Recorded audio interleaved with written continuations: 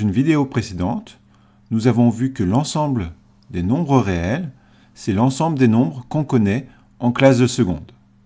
Dans cet ensemble, nous avons les entiers naturels, les entiers relatifs, les nombres décimaux, les nombres rationnels et enfin certains nombres qui ne sont pas rationnels, c'est-à-dire des nombres irrationnels.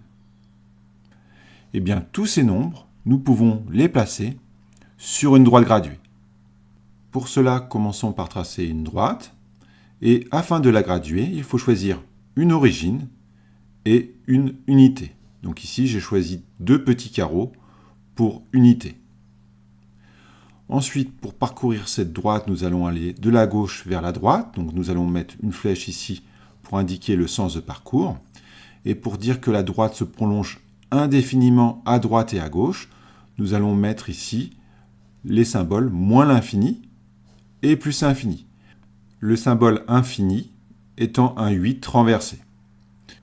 Le symbole ici plus l'infini signifie que la droite graduée se prolonge indéfiniment du côté des nombres positifs.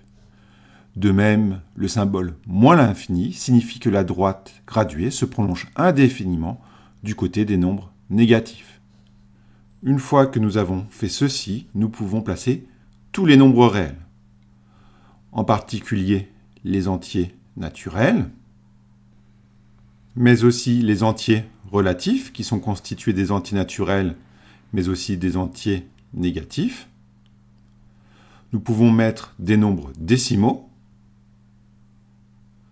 des nombres rationnels. Donc là, il faut prendre sa calculatrice pour voir où se situent ces nombres sur la droite graduée. Donc par exemple, 1/6, c'est à peu près 0,2 sur une calculatrice. Donc on place 1/6 un petit peu après le 0. Ici, vu l'échelle, on ne pourra pas le placer précisément, donc on fait au mieux. Ensuite, pour 18/7, sur une calculatrice, ça fait environ 2,6. Donc je place 18/7 un petit peu à droite de 2,5. Moins qu'un tiers, ça fait moins 1,3, donc je le place à peu près ici. Ensuite, nous pouvons aussi rajouter des nombres irrationnels, comme moins racine de 11, racine de 3 et pi. Même chose, pour les placer, il faut prendre une calculatrice. Pi, c'est à peu près 3,14, donc je place pi un petit peu à droite de 3. Racine de 3, c'est environ 1,7, donc je place racine de 3 à peu près ici. Et moins racine de 11, ça fait à peu près moins 3,3, donc je place ici moins racine de 11. Et voilà, nous pouvons placer n'importe quel nombre réel sur cette droite graduée.